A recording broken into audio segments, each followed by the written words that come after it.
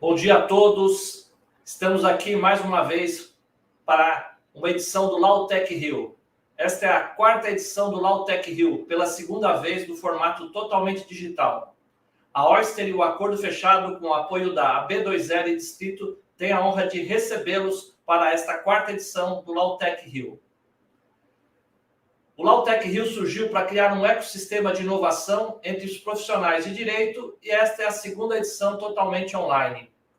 Mais uma vez te convidamos a se conectar e se reinventar, participando de discussões sobre o uso de novas tecnologias do direito e tendências do cenário nacional.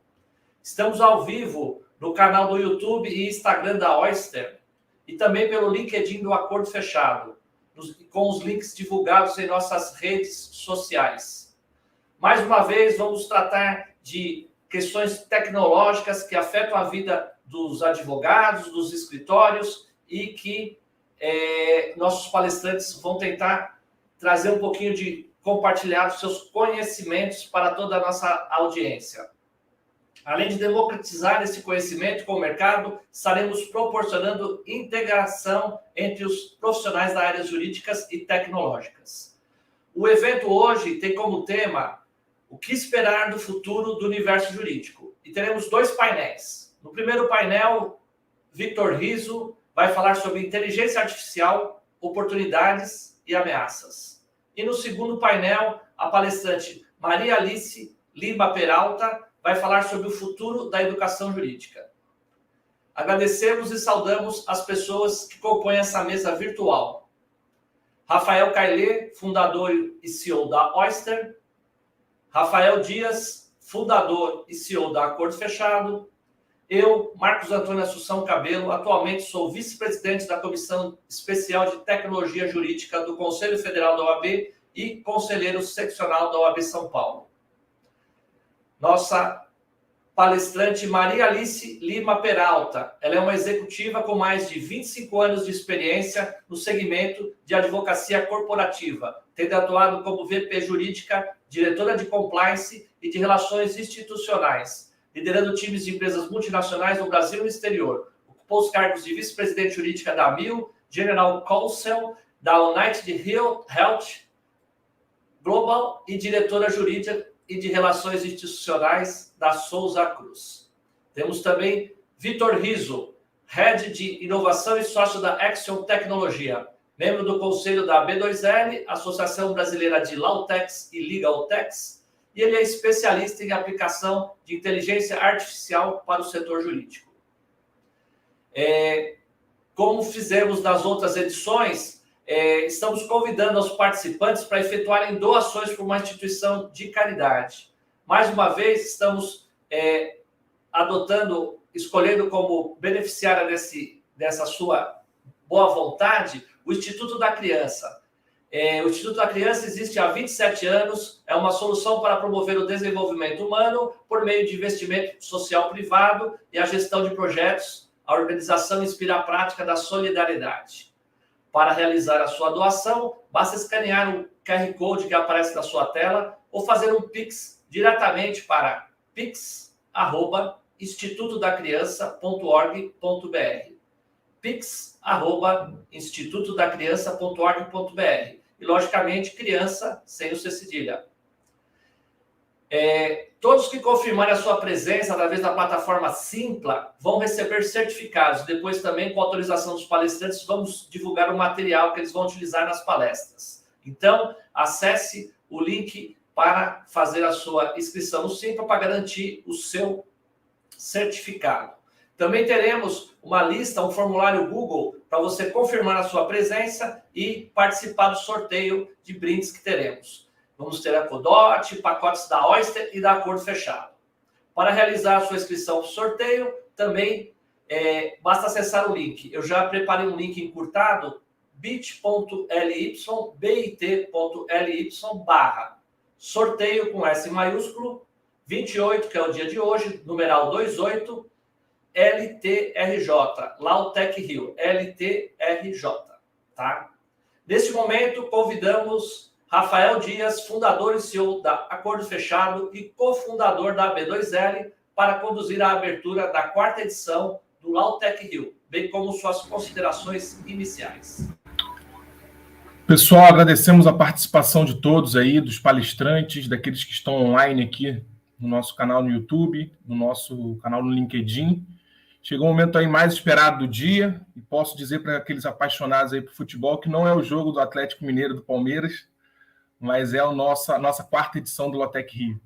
Tenho certeza que faremos mais um evento que será um sucesso e que conseguiremos ir fundo, né, em temas tão discutidos no dia a dia de hoje, que é o que esperar do futuro no universo jurídico, com palestrantes de ponta, que é o Vitor Riso e a Maria Alice. Então, agradeço a presença de todos e vamos aí participar da quarta edição do Lautech Rio.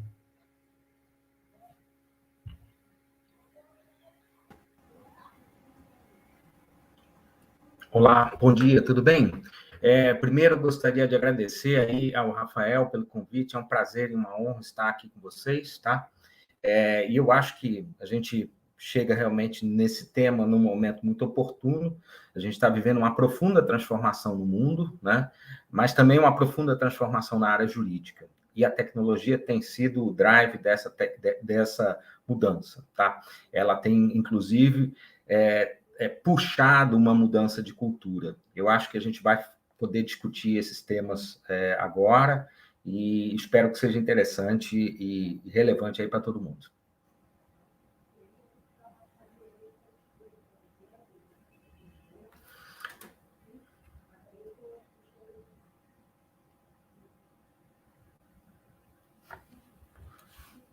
Devo começar já a minha apresentação?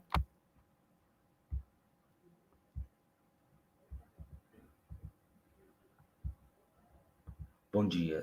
Devo começar já a minha apresentação, gente? Por favor.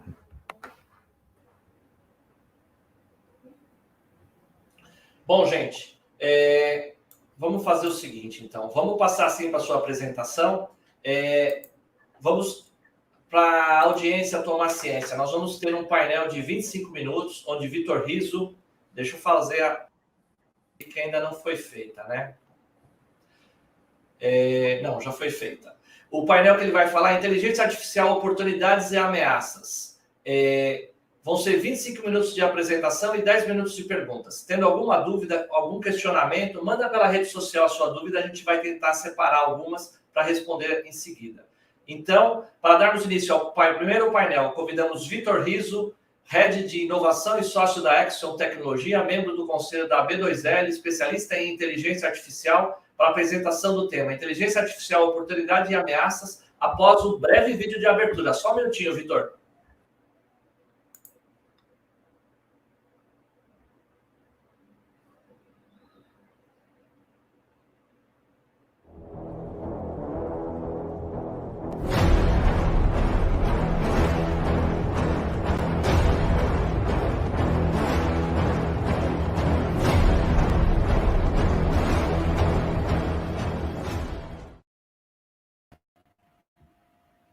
Olá, gente, bom dia. Então, vou compartilhar então, a minha tela aqui. Então, vamos lá. Todos estão vendo aí a tela agora?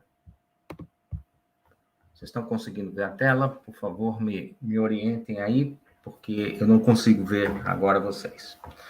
Bom, então, nós vamos começar...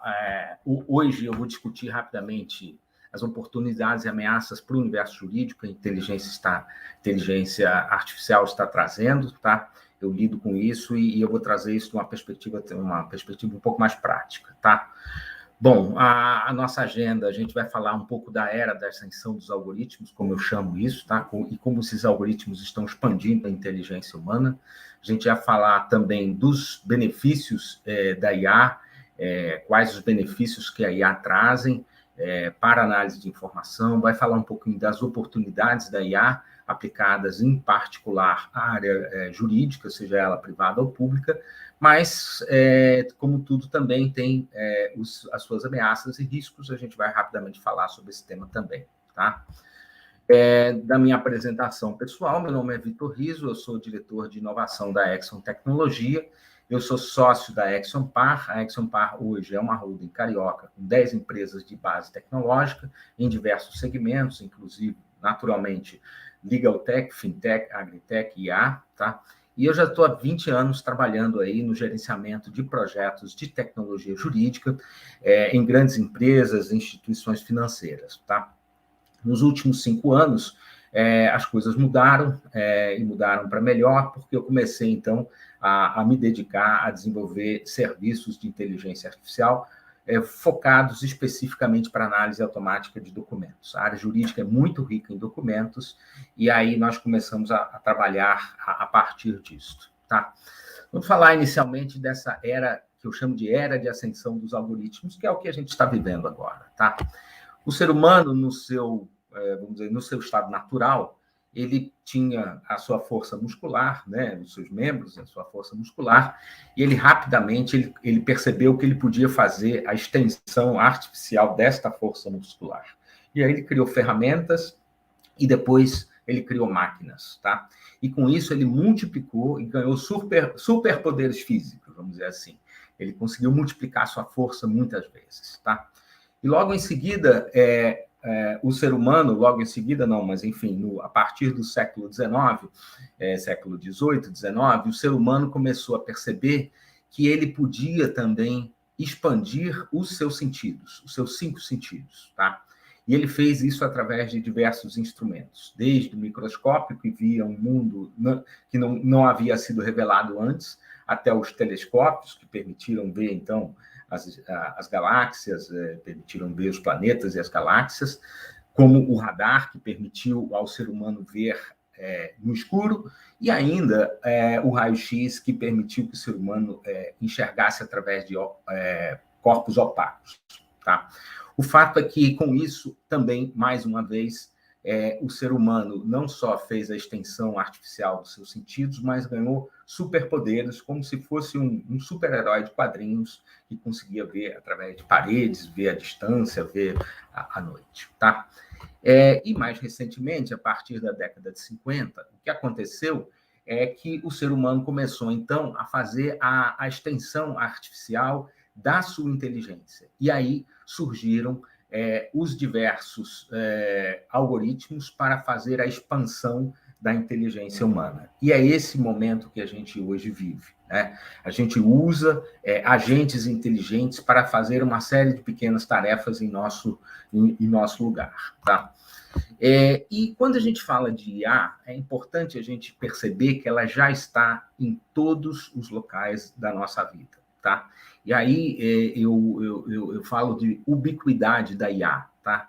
Ubiquidade é um termo um pouco complexo, né? Mas o fato é que ela é uma característica do que existe ou do que está praticamente em todos os lugares. E nada melhor do que essa palavra, eu acho, para definir como a IA já está presente em todos os aspectos da nossa vida, seja no Google, na Amazon, Netflix, Instagram, Uber, iFood, Siri, Cortana, etc. e tal, tá?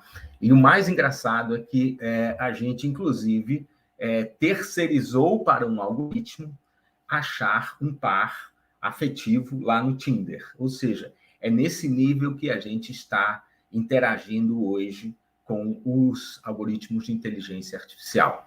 Então, esse conceito de ubiquidade da IA, que está em todo lugar, e particularmente no nosso celular, é que eu acho que a gente deve começar a entender, tá? E refletir sobre isso. Ou seja, ela se encontra em toda parte, em todos os locais, pessoas e objetos, você já tem a IA sendo utilizada, tá?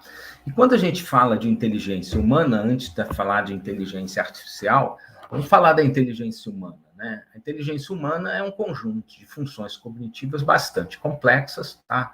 Que envolvem memória, aprendizado, manipulação de ideias abstratas, resolução de problemas, planejamento, e uma coisa muito importante, que é a percepção sensorial e a sua adaptação ao ambiente a partir do que está sendo percebido.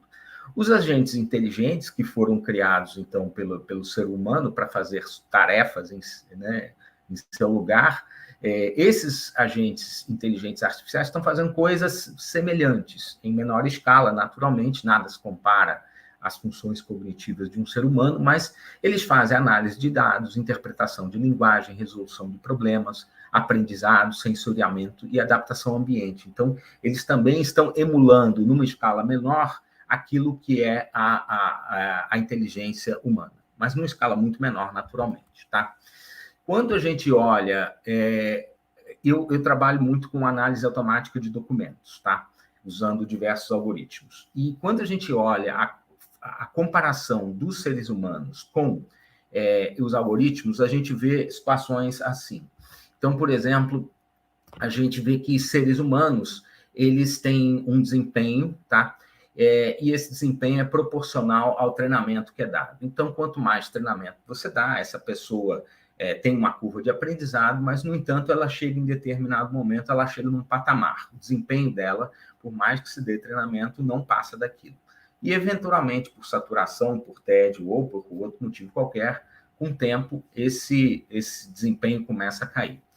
Os algoritmos, principalmente os de machine learning, eles custam mais a aprender.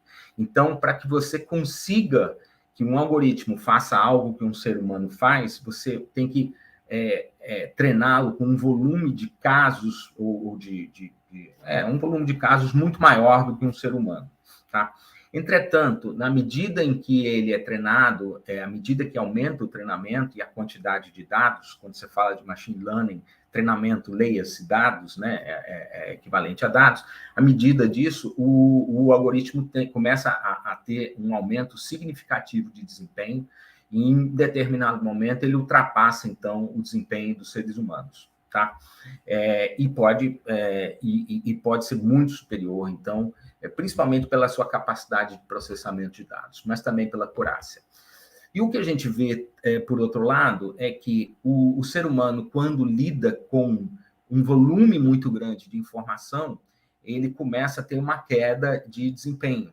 O ser humano é suscetível à sobrecarga de informação e, naturalmente, ele começa a ficar, vamos dizer assim, o desempenho dele começa a cair.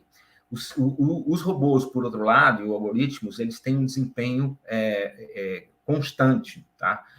Então, eles funcionam bem 24 horas por dia, 7 dias por semana, eles funcionam muito bem, tá? E quando você vai para a parte de horas trabalhadas também, eu estava falando antes de volume de informação. Quando você vai para a parte de horas trabalhadas, naturalmente, nós somos todos sujeitos à fadiga. A pessoa que está fazendo uma tarefa no início do dia não é a mesma pessoa que está no final do dia ali fazendo aquela tarefa, ela está cansada, tá? E, portanto, a sua acurácia, o seu desempenho vai cair, tá? Os algoritmos, não. Os algoritmos, eles têm um desempenho constante, 24 horas por dia, 7 dias por semana, e se você precisar aumentar a demanda, é só você disponibilizar mais capacidade no servidor e ele consegue lidar com isso de forma muito tranquila. Quando você tem que fazer o aumento da demanda através de seres humanos, você tem que contratar gente, treinar gente, gerenciar gente, tem que ter lugar, computador, tudo isso tem custo. Tá? Então, de fato, os algoritmos eles têm um desempenho superior nesse sentido também, em termos de tempo, à medida que o tempo passa, à medida que as horas trabalhadas passam. Tá? Mas os algoritmos eles têm limitações, e são limitações importantes, que quando a gente olha algoritmos, você tem algoritmos de tarefas restritas ou bem específicas, tá? Elas podem ser simples ou complexas, mas elas são restritas, específicas. Ou você pode ter algoritmos mais genéricos para tarefas variadas, tá? E quando você olha a variedade das tarefas, os algoritmos realmente têm um desempenho ruim que cai à medida que aumenta a variedade da tarefa. Ele pode ser muito bom para uma tarefa super especializada, mas quando você pede que ele faça outras coisas para o qual ele não foi treinado, ele vai começar a ter uma perda acentuada de desempenho e acurácia. O ser humano, ele tem uma perda, eventualmente, um pouco menor, né? Mas, em geral, o ser humano lida muito melhor com tarefas variadas ou, assim, multitarefa. O ser humano é muito mais multitarefa do que os algoritmos. Então, algoritmos são bons quando eles estão dentro de uma tarefa bem restrita e específica, tá? Não importa se essa tarefa é complexa ou simples, ele vai muito bem, tá? Bom, olhando para a área jurídica, a gente tem que começar a refletir quais são aí as principais aplicações, tá? A gente tem trabalhado aí em alguns casos, né? E quando a gente fala especificamente da área privada, o que eu estou vislumbrando aí são algumas aplicações. Primeiro, análise automática de documentos, porque a gente consegue analisar um volume de documentos muito grande, de forma muito rápida, tá? E isso gera resultados, assim, incríveis mesmo, tá? Depois, a extração de dados da inicial do processo para o cadastro. Então, o enriquecimento de cadastro com isso, tá? A classificação de causa raiz do processo, que seria o motivo, né? Ou a causa, enfim. Então, essa classificação. Note aqui que essa classificação ela é um problema, em geral, para muitas empresas, porque treinar pessoas para fazer essa classificação da causa raiz não é fácil e, dependendo de quantos motivos ou quantas opções você tiver naquela tabela, isso não é fácil, e o ser humano ele tende a ter muitos erros também. Um aspecto interessante da IA é o agrupamento de processos similares. Pela leitura do texto, você treinar algoritmos, tá? Que reconheçam padrões de textos de iniciais, por exemplo, e aí ele consegue, a partir da leitura da íntegra da inicial, por exemplo, ele consegue fazer o agrupamento de processos similares. Isso também, eu acho que pode ser uma aplicação interessante, tá? Naturalmente, a análise de litispendência, quando você tem uma base de dados muito grande, você conseguir, sem que um ser humano tenha que ficar verificando, você conseguir identificar que, olha, esta pessoa já tem aqui este processo, compara os dois documentos, verifica que os dois documentos são similares e diz, olha, aqui há uma probabilidade muito grande que isso seja uma litispendência. Quando você está falando de base de dados muito grandes, isso faz uma diferença, porque o ser humano não consegue fazer essa análise em volumes muito grandes, tá? Naturalmente, um tema já, enfim, interessante também, que pode ser feito, quando você precisa, em provas processuais, você precisa fazer transcrição de áudio para texto, tá? Então, aí se aplica muito bem também a IA, tá?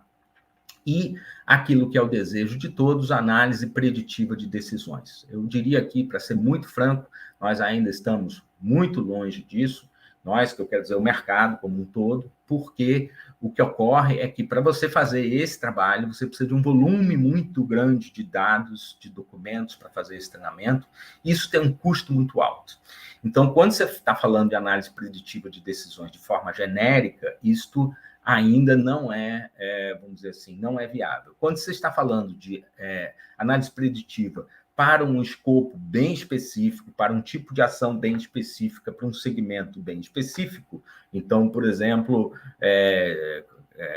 vamos dizer assim, situações em que ele não reconhece o contrato, o cliente, o autor, não reconhece um contrato de crédito consignado para banco.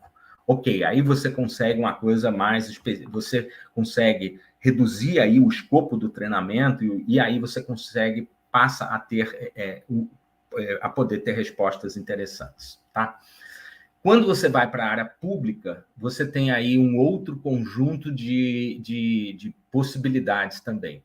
E é interessante notar, eu estava lendo num documento, que cerca de 50% dos tribunais, é um documento da FGV, inclusive, cerca de 50% dos tribunais brasileiros já possuem, de alguma forma, alguma iniciativa, um projeto de inteligência artificial operante ou em desenvolvimento. Isso é muito importante, porque nós temos aí um judiciário enorme no Brasil, que tem que atender uma demanda muito grande, então é muito importante que o judiciário esteja se mexendo nesse sentido. Então, esses 50% dos tribunais representam aí, no todo, 64 projetos de inteligência artificial no judiciário, distribuído em 47 tribunais. Então, acho que isso é uma iniciativa muito interessante do judiciário, reconhecer a importância dessas tecnologias para aumento de produtividade e para uma melhor prestação de serviço para a sociedade, né?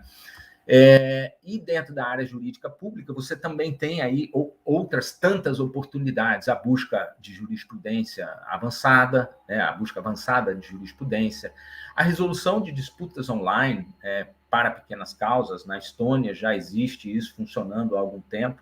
Eles tratam de pequenas causas até 7 mil euros, tá?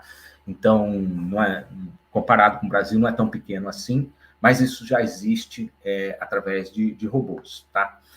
A triagem de processos, com certeza, e é esse volume todo que entra dentro do judiciário, o agrupamento de processos similares com a mesma jurisprudência também é uma tecnologia, é um uso que está sendo feito no judiciário como um todo, né? Eles estão procurando clusterizar esses processos similares, tá? A geração semiautomática de peças processuais, naturalmente, peças processuais não, vamos dizer, de peças dentro do processo judicial, tá? E a transcrição de voz de audiências também, para facilitar. Hoje as audiências já estão todas gravadas, mas você poderia usar isso também para fazer a transcrição de voz, bem como suporte à decisão de juízes. Então, na Alemanha já existe um experimento muito interessante em que um algoritmo ele analisa uma base de dados muito grande e já traz uma série de elementos e informações a partir de documentos, julgamentos anteriores e tal, para subsidiar a decisão do juiz sobre aqueles casos, tá? No caso do Reino Unido e Inglaterra, foi feito um algoritmo, tá? Que faz a análise preditiva das decisões do Tribunal Europeu de Direitos Humanos, ou seja, uma coisa bem restrita, como eu falei, tá? E ele já consegue acertar aí com 80% de acurácia aquilo que os juízes vão decidir. Então, aqui já existem algumas iniciativas, eu acho que muito importantes, tá?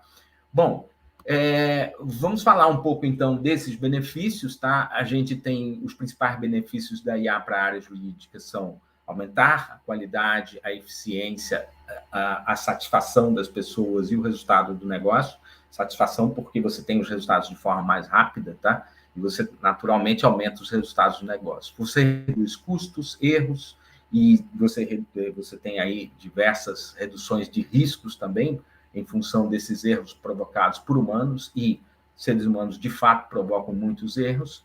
Você melhora a privacidade na medida em que os documentos não são documentos com dados pessoais, não são analisados por pessoas, e sim por algoritmos que você pode rastrear. Você aumenta aí muito a questão da privacidade, da segurança. Escalabilidade, nem se fala, você consegue escalar essas soluções muito rapidamente, e você melhora a velocidade de processamento. Então, a gente tem diversos projetos em que aquilo que era feito em um mês, hoje é feito em um dia.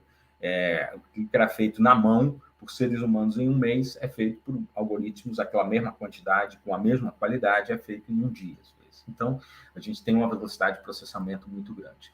E com isso, a gente também viabiliza operações 24/7, a transformação digital das empresas e da sociedade e a solução de problemas complexos, tá bom? Bom, quando a gente olha aí a área jurídica, principalmente as áreas jurídicas privadas, tá? Existe aí um leque de oportunidades do emprego de tecnologia, ou, em particular, de IA, que é principalmente desenvolver novos produtos e serviços jurídicos. Você, através dessas tecnologias, você pode começar a desenvolver serviços que não existiam antes e criar, portanto, novas possibilidades de serviços para os seus clientes, tá? A IA, ela entra, de fato, como um elemento estratégico de competitividade, e isso fica cada vez mais evidente, tá? Agora, um ponto em que ela gera uma oportunidade muito grande é a de identificar padrões em grandes volumes de dados. Ou seja, quando você tem um volume, você tem um Big Data judicial, hoje nós temos um Big Data aí de 138 milhões de processos judiciais. Quando você tem um volume de dados muito grande, que torna, vamos dizer, a análise humana um pouco mais difícil, né, às vezes, ou até inviável, você realmente tem nessas tecnologias uma grande oportunidade de identificar padrões aí, tá? Mas isso traz algumas ameaças também. Então, a pergunta que a gente ouve com certa frequência, IA vai acabar com o advogado? De forma nenhuma. Nunca isso vai acontecer, tá? O que, entretanto, vai acontecer é que advogados que não usam IA poderão, eventualmente, acabar com advogados que não usam IA.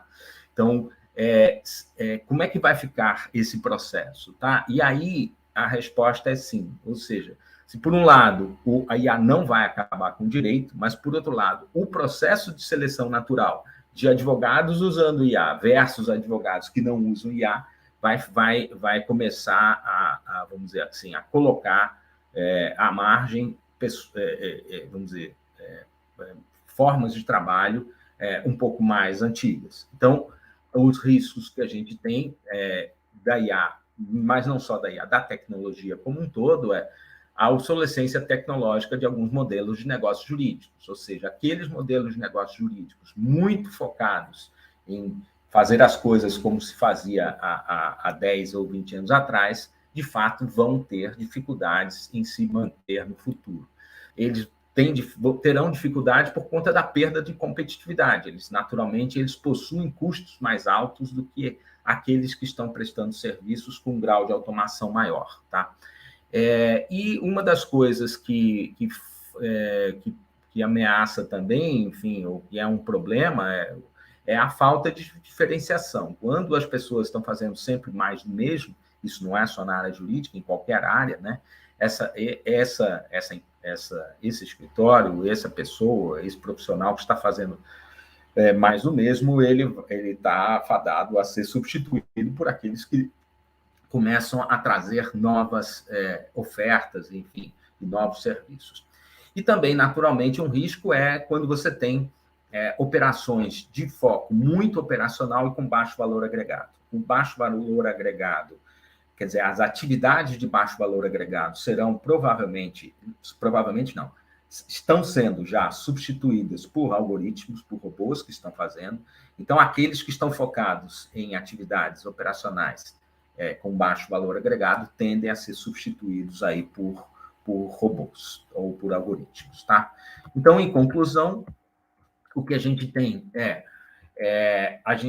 hoje a gente já percebe que a gente tem a inteligência humana expandida por algoritmos em diversos segmentos, enfim, está aí à nossa volta em tudo que a gente faz na vida, tá? A gente percebe que os algoritmos eles trazem um desempenho superior para situações de baixa variabilidade, ou seja, para escopos bem específicos, eles trazem um desempenho superior. Você já possui hoje diversas aplicações na área jurídica e certamente serão desenvolvidas tantas outras. Essas aplicações trazem inúmeros benefícios, mas também trazem um processo de seleção natural dentro do universo jurídico, tá? E isso representa, para aqueles que não se adaptarem, um conjunto de riscos, né? Só lembrando aqui o Darwin, ele não dizia que o processo de seleção é feito pelo mais forte, não, é pelo mais adaptado. Ou seja, aquele que se adapta melhor sobrevive. Então, eu acho que é um processo que a gente vai ter que olhar agora, cada um, olhar o seu negócio, o seu trabalho, sob o ponto de vista de como é que a gente se adapta para sobreviver e para aproveitar essas oportunidades enormes que temos aí pela frente. Deixo aqui, então, meus contatos, tá? É sempre um prazer, enfim, trocar ideias sobre esse tema e agradeço mais uma vez aí o convite gentil do Rafael, que me deu muita alegria e muita honra. Obrigado, então.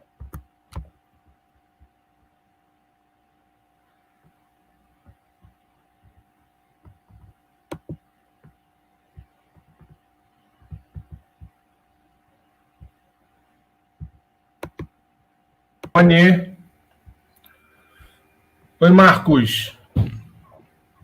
Oi, pessoal. Bom dia. Vitor, agradecemos aí a participação. Marcos, está faltando o seu microfone, irmão. Boa. Desculpe, gente. Desculpe Nada. aqui. Eu estava informando que tivemos um probleminha aí de comunicação e não conseguimos passar a palavra para o Rafael Cailê, fundador e CEO da Oyster. E agora estamos na parte de perguntas, né? Então, você que tiver alguma dúvida, coloque nas redes sociais. Vamos tentar aproveitar esse nosso palestrante para satisfazer as dúvidas, as curiosidades das pessoas que estão assistindo. Lembro sempre para você não esquecer de fazer a sua doação para o Instituto da Criança. Temos aí o Pix, @institutodacrianca.org.br. Faça a sua doação. Também alerto a todos que quiserem certificado de participação nesse evento, não deixa de fazer a inscrição lá no Simpla.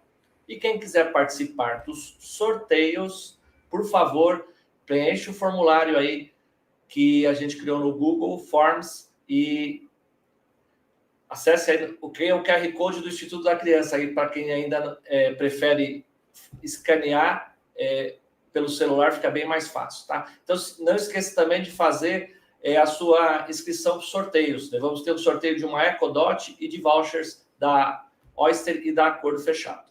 Bom, o Carly está aí por aí, pode fazer uma pergunta para o nosso palestrante?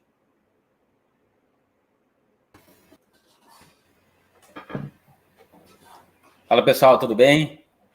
Fala, Cabelo, Vitor. Parabéns aí pela explanação. Show de bola. Cabelo, dá para até aproveitar ali, ó. Eu vi que tem uma pergunta aqui nas redes sociais aqui, né? É o Felipe Ducati aqui. Olá, pessoal, tenho uma dúvida. Consigo fazer uma jurimetria a partir da minha base de dados?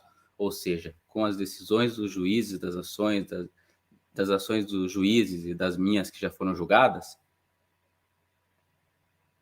Fala para nós aí, Vitor.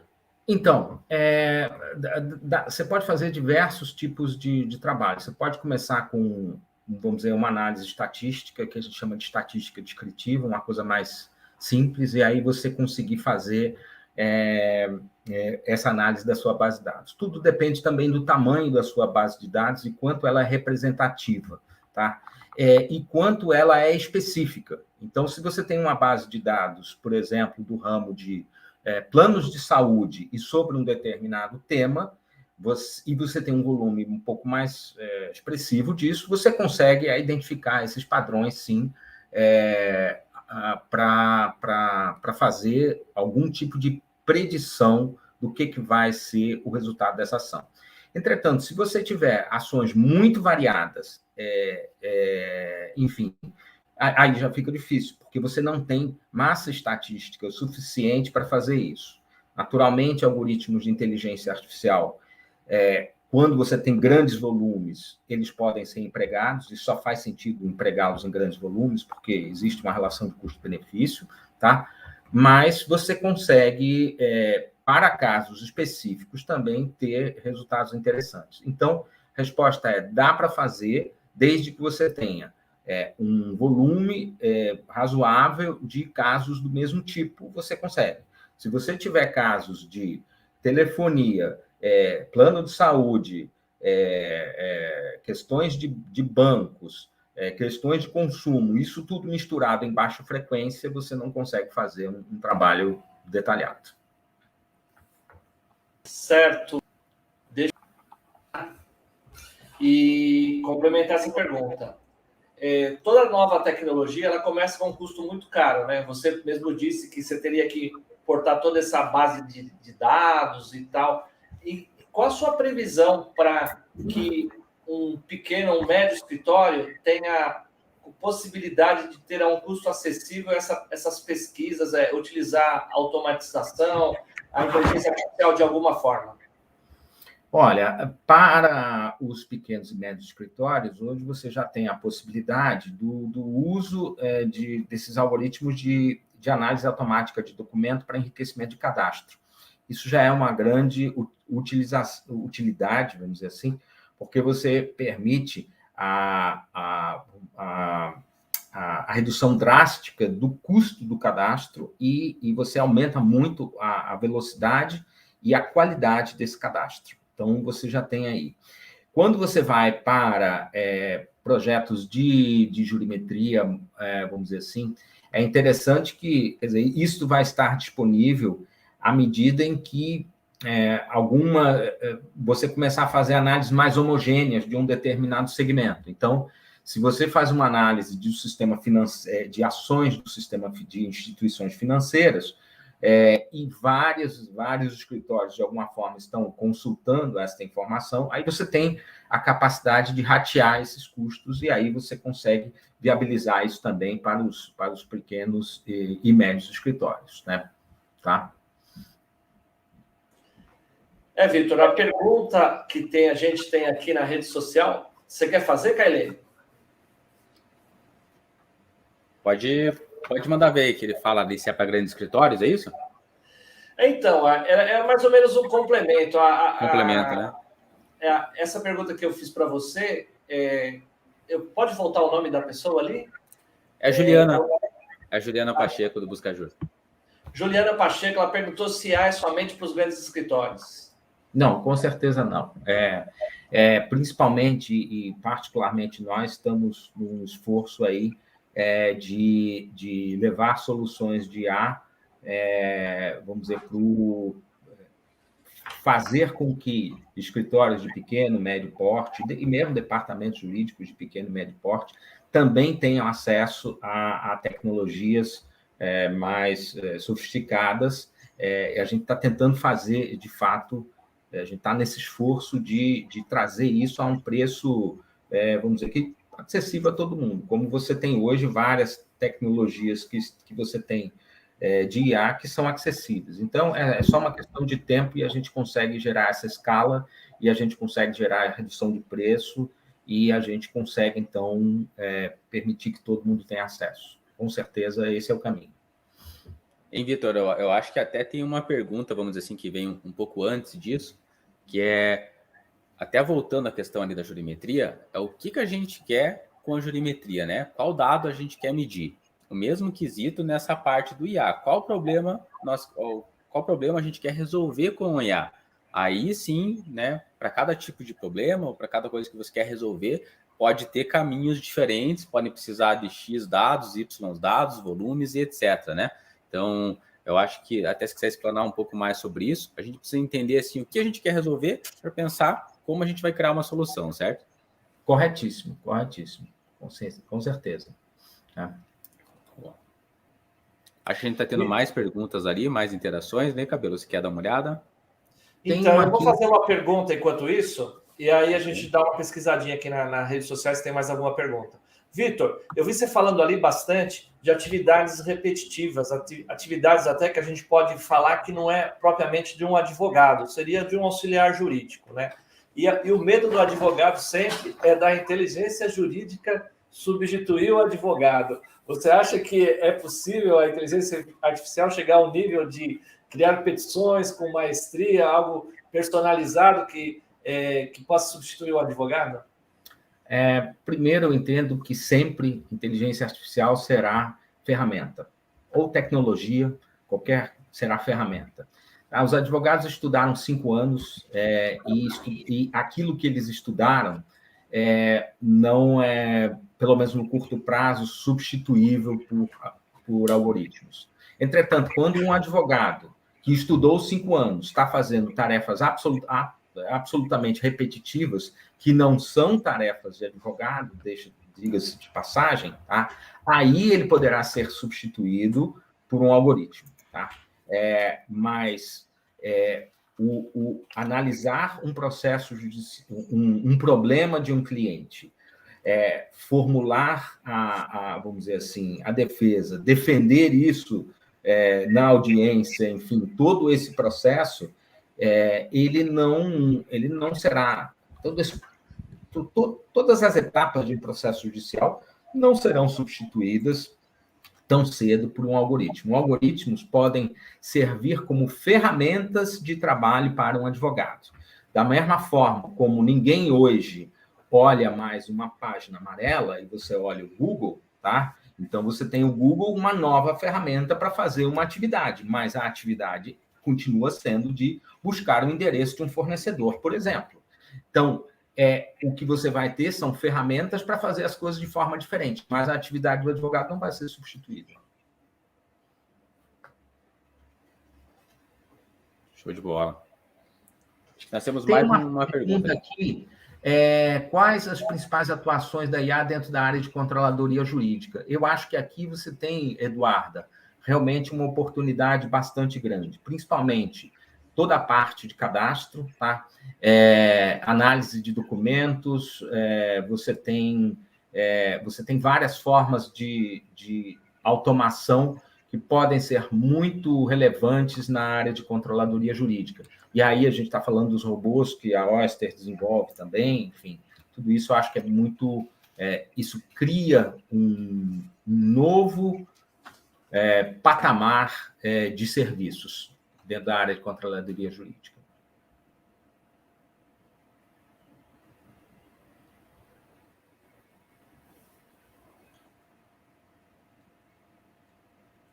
Carlinhos, você vai fazer a pergunta da Júlia?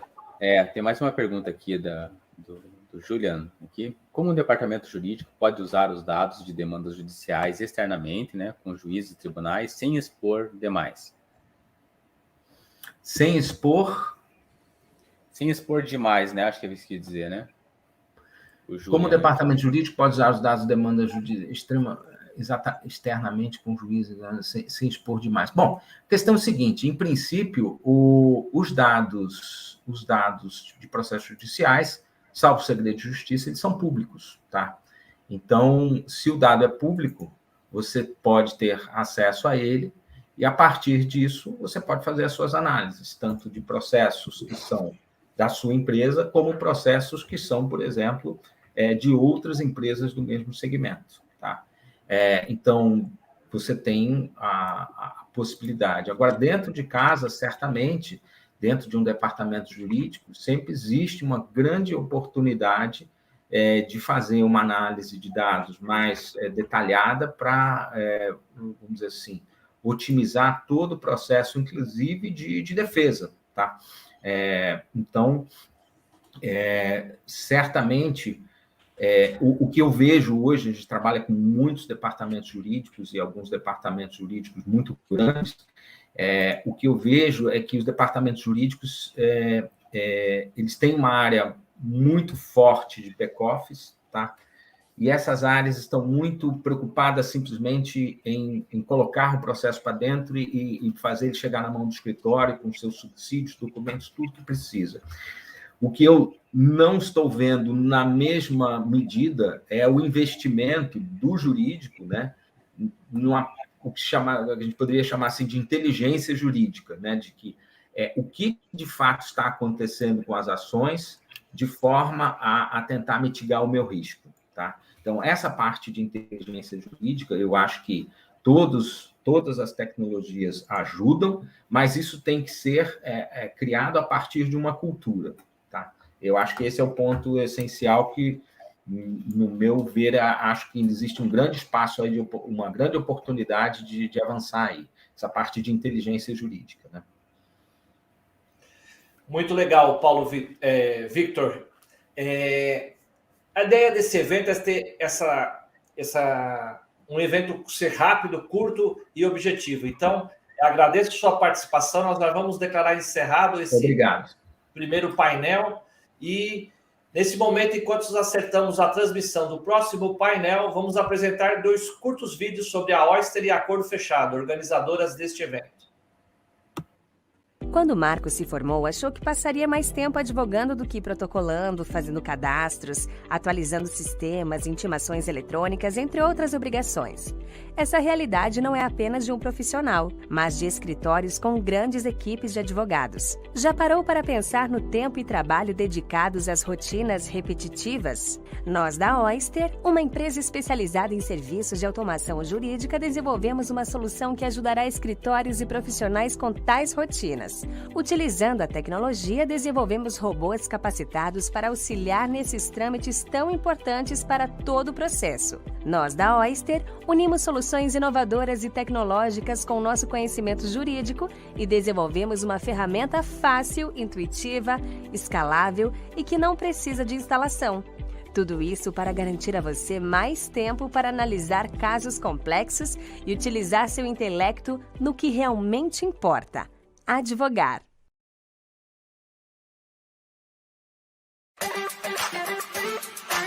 O melhor acordo é o fechado. A morosidade e a burocratização de processos e negociações acarretam em diversos problemas para o negócio, sem alcançar resultados satisfatórios. Acordo fechado é a inovação que otimiza o negócio e celebra acordos.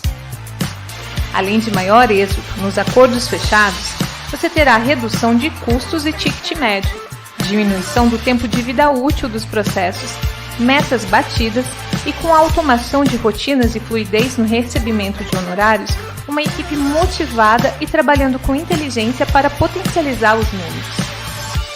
Em 3 anos, foram 216 mil casos tratados na plataforma.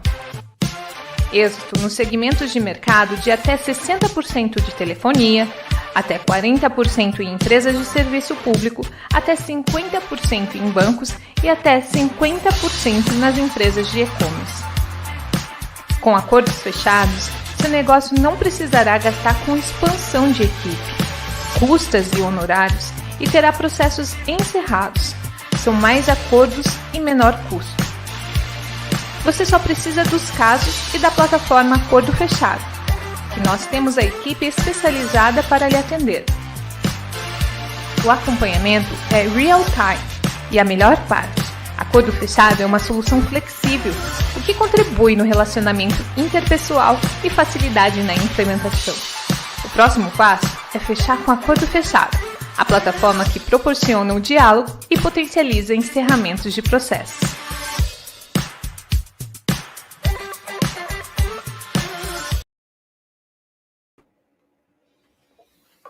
Voltamos ao vivo aqui e vou fazer aqueles recados, né? Não esqueça, quem tiver interessado no certificado, confirme sua inscrição lá no Simpla. Quem quiser participar dos sorteios, uma EcoDot e vouchers dos nossos organizadores, acesse o link do formulário que está no Google Forms, tá? E também não esqueça de fazer a sua doação, né? Não esqueça a doação. Bom, gente, passaremos a palavra para a nossa próxima expositora, Maria Alícia Lima Peralta. Ela é executiva com mais de 25 anos de experiência no segmento de advocacia corporativa, tendo atuado como VP jurídica, diretora de compliance de relações institucionais, liderando times de empresas multinacionais no Brasil e no exterior. Ocupou cargos de vice-presidente na Amil, General Counsel da United Health Global e diretora jurídica de relações institucionais da Souza Cruz. Ela vai falar do tema O Futuro da Educação após o breve vídeo de abertura.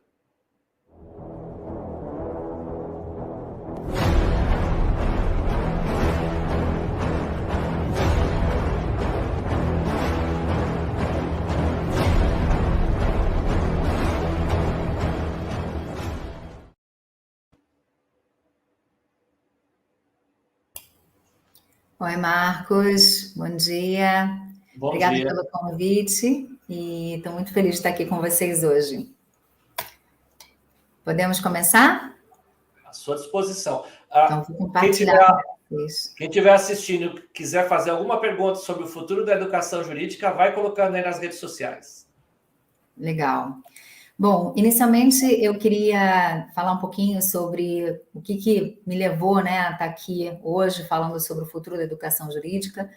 Como o Marcos falou, eu venho de uma carreira corporativa, principalmente, em departamentos jurídicos, e esse ano eu estou completando 25 anos de formada. Então, em 96 eu me formei em Direito pela PUC, e nos últimos anos, tanto na minha carreira corporativa, como também agora, nesse período em que eu iniciei a consultoria, né, a minha empresa, a Legal Studio, eu venho me deparando com vários aspectos que eu não esperava encontrar quando eu me formei, né? Acho que quando a gente se forma em Direito, a gente tem uma expectativa, primeiro, de ser um profissional que concentra todas as atividades, né? A gente é um profissional liberal, onde todas as respostas e todas as soluções virão do nosso conhecimento, né? Do conhecimento que a gente adquiriu na faculdade. E eu percebi, principalmente nos últimos anos, que existe uma tendência de desagregação desse conhecimento. Então, não é só apenas o que o advogado sabe e usa, né, para ajudar as pessoas, para apoiar empresas ou indivíduos, mas é também aquilo que ele consegue executar com qualidade, com excelência, num mundo em que existe cada vez mais informação, um mundo onde a quantidade de processos, como o Vitor já ressaltou, é gigante, né? A gente é um país campeão em processos judiciais, temos mais de 100 milhões em curso. Então, a nossa profissão, ela realmente sofreu uma alteração e um impacto muito grande nos últimos anos. E a tecnologia chegou, eu acho que para ajudar a gente a fazer um salto. Então, agora, falando um pouquinho sobre como a educação jurídica tem que se transformar ou está se transformando, eu vou trazer aqui algumas reflexões com vocês em alguns slides. Vou só compartilhar aqui a tela rapidamente.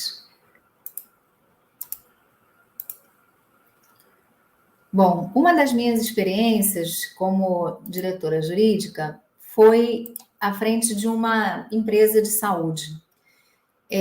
Quando eu trabalhei nessa empresa, eu me deparei com a transformação da profissão médica, né? Como os médicos sofreram, nos últimos anos, uma enorme transformação na forma como eles conduzem o seu trabalho. Então, eu resolvi trazer esse paralelo da medicina, porque às vezes a gente olhar para uma outra situação, uma outra realidade, torna mais fácil a gente entender o tipo de mudança que acontece também com a gente, né? No nosso caso, com os advogados. Nesse paralelo que eu estou trazendo aqui, eu gostaria de ressaltar que o médico, ele exerce a sua atividade, né, através aí talvez de 5 grandes processos, né, de 5 grandes atividades. Ele recebe um paciente, analisa os sintomas, ele pede imagens e exames laboratoriais, né, para identificar o que pode estar havendo ali com aquele paciente. Ele, então, elabora um diagnóstico, prescreve um tratamento e acompanha a evolução do caso.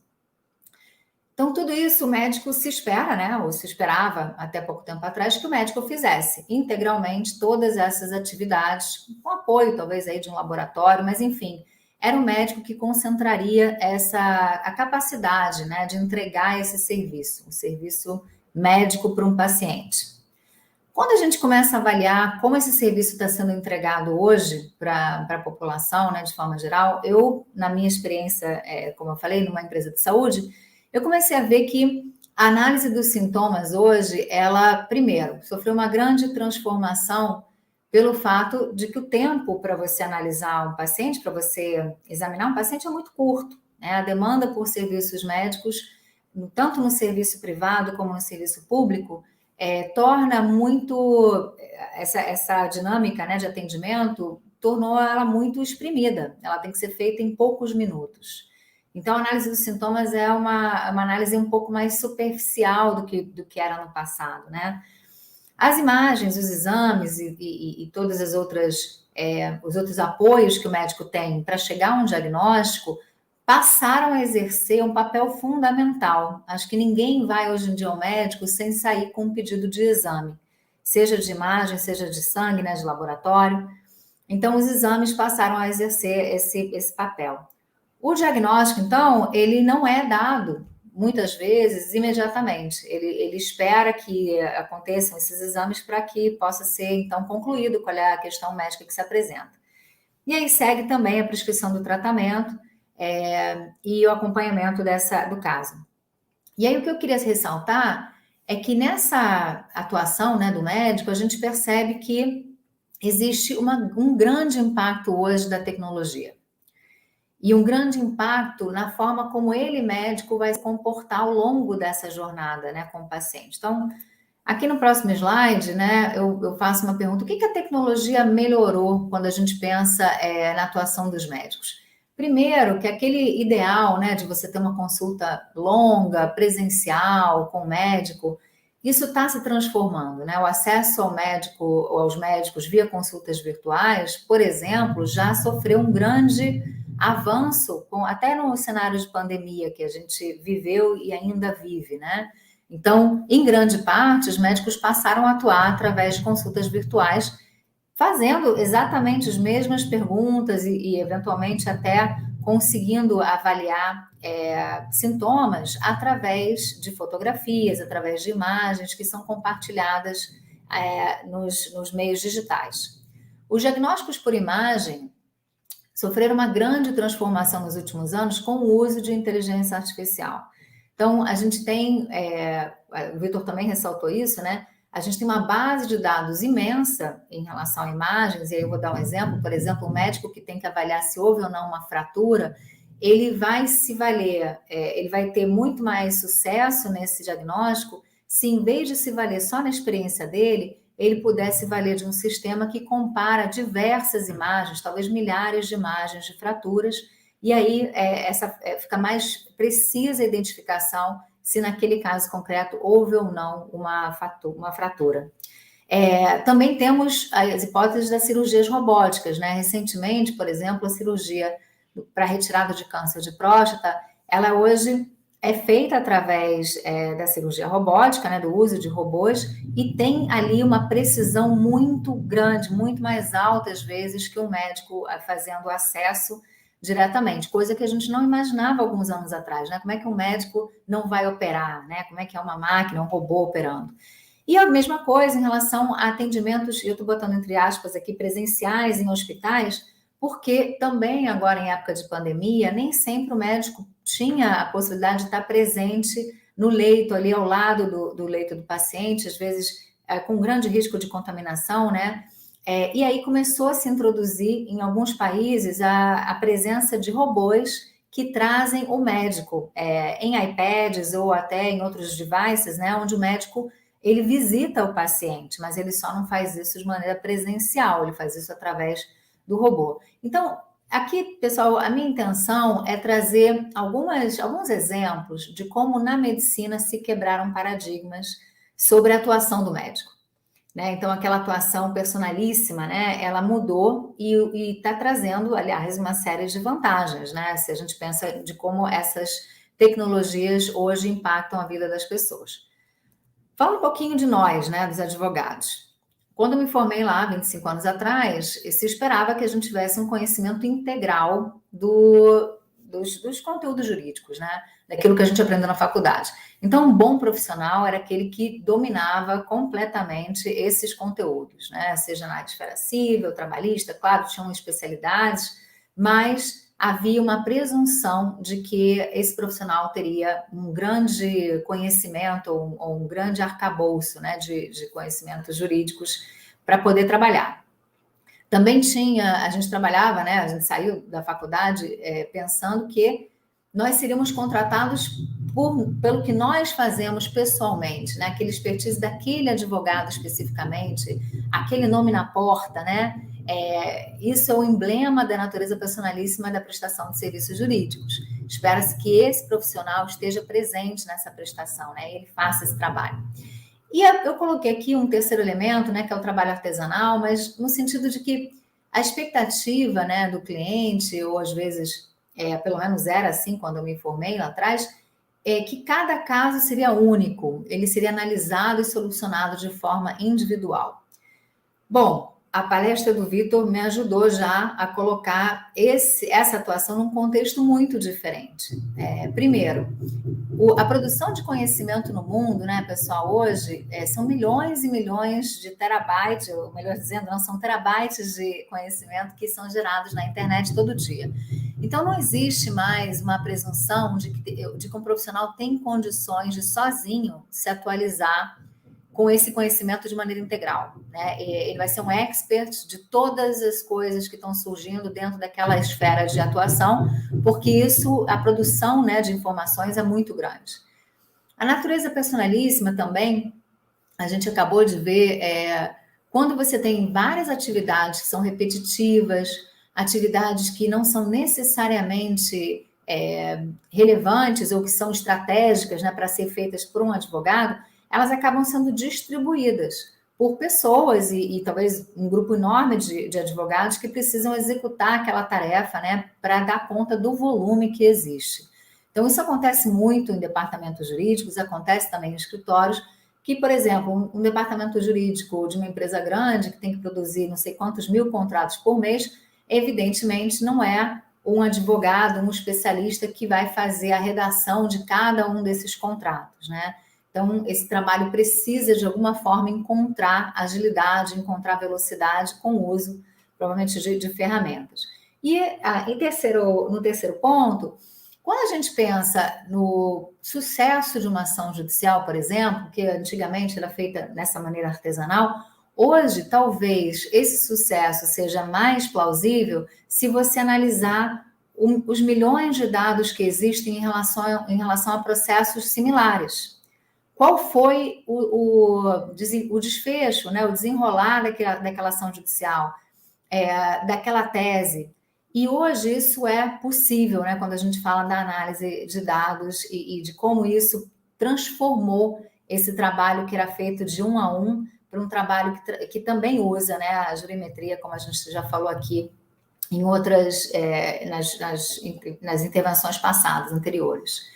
Então, passando um pouquinho aqui para o que é os advogados, né, o que é essa nova forma de trabalhar, em que advogados encontram uma desagregação de tarefas, né? Então, aquele ser único que fazia tudo, hoje ele é responsável, né? Mas ele encontra maneiras de trabalhar desagregadas para fazer análise dos fatos, né? Uma primeira etapa ali do trabalho do advogado, para fazer pesquisas da legislação, precedentes judiciais, né? Enfim, jurisprudência. Tudo isso também, de forma desagregada, pode ser conduzida, né, de uma outra maneira. Quando você chega à conclusão de qual é a solução a ser aplicada, claro que isso é potencializado pela quantidade de informação que você consegue agregar, fazendo uso de ferramentas, né? A própria elaboração da peça jurídica, a gente acabou de ver exemplos de como isso pode ser, em parte, automatizado.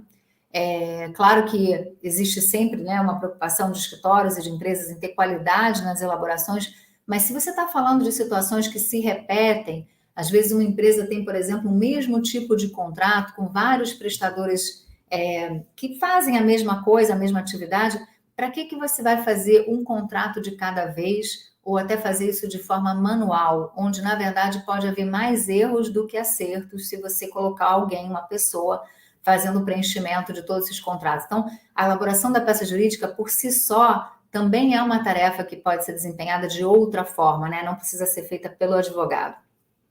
E o acompanhamento da evolução do caso, nós já há alguns anos percebemos que existem uma série de sistemas e plataformas que auxiliam nesse acompanhamento, né? Permitem, em vez da gente ficar ali com o diário oficial, né? Na minha época era assim, pelo menos a gente ficava olhando provavelmente deixando de ver, né, em alguns casos até prazos e andamentos, porque aquela tarefa era insana. Acho que quem é mais jovem, né, nunca passou por isso, de ficar em cima de folhas e mais folhas de diários oficiais todos os dias, porque claro que você tinha que olhar isso todo dia. Hoje você tem sistemas que são capazes de ler os andamentos de processos e assim acompanhar.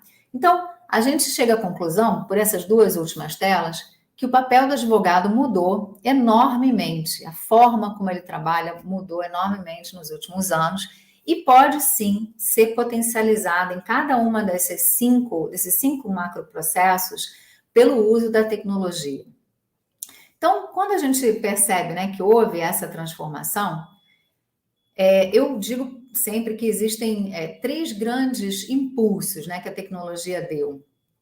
E eu já falei um pouquinho deles, né? A análise de dados, a capacidade de gerar, né, diagnósticos mais precisos, a automação, como eu já mencionei, né, parte daquelas tarefas que a gente olhou no slide anterior pode ser feito e até feito com mais qualidade com automação, e os modelos preditivos, que ajudam as empresas e os indivíduos a tomar decisões do que você vai fazer hoje, considerando a probabilidade do que vai acontecer no futuro.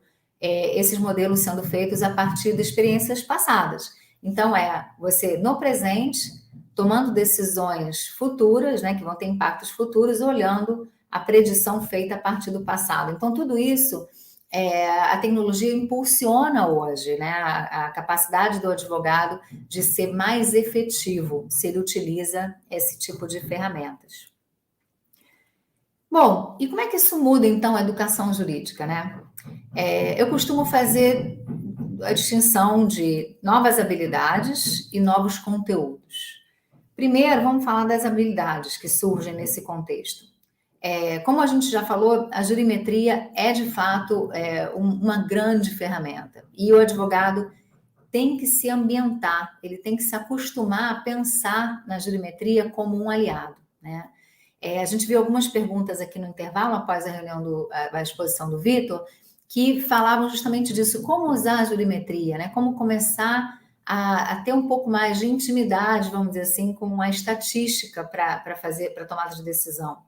E aí, novamente, né? Eu acho que o advogado ele não está treinado para ter um olhar estatístico, ele está treinado para olhar caso a caso. E aí não é só o advogado. O próprio juiz não está treinado. Ele está treinado para olhar caso a caso e decidir, né, casos específicos. Então, como é que a jurimetria vai ajudar tanto advogados, enfim, juízes, promotores? Acho que todo mundo na comunidade jurídica pode tirar vantagens, né, do uso da jurimetria, porque simplesmente com a jurimetria, você tem uma informação um pouco mais robusta daquilo que já aconteceu, né? Daquilo que remonta ou que pode trazer para a gente um histórico de um comportamento, né? De como as coisas se desenvolveram. Então, por exemplo, para ter uma definição mais concreta, hoje um cliente pode bater na porta do escritório e perguntar quantos meses eu tenho até essa ação ter um desfecho, ou quantos anos? E o advogado, né, experiente vai saber responder. Provavelmente ele vai dizer, olha, na minha experiência, isso leva 2 anos, essa ação pode levar 3 anos para ter uma sentença. Agora, qual a maneira de você dar uma informação mais precisa? A jurimetria, ela oferece, através da análise de diversos casos, milhares de casos judiciais, um parâmetro de quanto tempo a ação pode levar, né? Hoje, por exemplo, o CNJ já utiliza a jurimetria para fazer algumas dessas análises, em termos de tempo de duração de um processo, né? Nas esferas do direito do trabalho, ou então na esfera federal, civil, enfim. Existem aí várias leituras que a jurimetria pode trazer para auxiliar você numa orientação como essa, né? Dessa natureza, sobre prazos. Quando a gente pensa em custos envolvidos, a jurimetria também é de enorme valia, especialmente no ambiente corporativo. Quando você começa a tentar entender, né, qual vai ser o impacto para a empresa daquele grupo de ações judiciais que hoje tramitam, né, e que tem ali uma série de possíveis desfechos, e você consegue definir qual é a probabilidade de perda, você tem um grande impacto nas contingências de uma empresa, né? Se você tem uma precisão maior de quanto aquela empresa realmente pode vir a perder, quais são as ações que têm perda provável, você tem um contingenciamento muito mais preciso. E você não onera a empresa de forma desproporcional ou desnecessária em ter contingências que não vão ser necessárias, né? Em ter recursos, né, que são colocados em provisionamento sem necessidade. Então, a jurimetria tem um enorme impacto na avaliação de custos e na avaliação de prazos, né?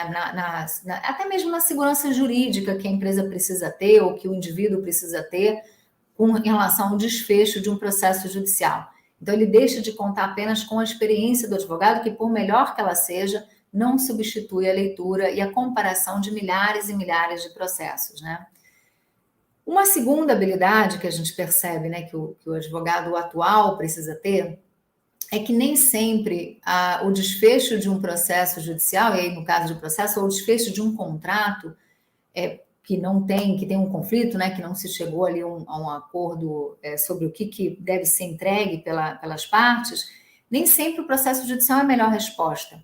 Então, hoje, a gente percebe, especialmente nos Estados Unidos, que existe um movimento muito grande de trabalhar com ferramentas de resolução de disputas, que sejam, primeiro, que tenham um alcance suficiente, né, para chegar aos consumidores, aos indivíduos envolvidos. Então, aquela época, né, do processo onde o único lugar que se conversa com a parte é dentro do processo, em frente ao juiz, e dentro daquele trâmite, né, que leva anos para ser concluído, hoje existe a possibilidade de se fazerem acordos, de se chegar a um consenso fora do processo judicial, e especialmente através de plataformas de ODR. Então, eu acho que essa é uma habilidade que o advogado atual precisa desenvolver, como trabalhar com essas plataformas, né? Elas estão à disposição já, eu acho que de qualquer escritório, se existir o interesse, se existir a mentalidade, né, de trabalhar a resolução de conflitos dessa maneira.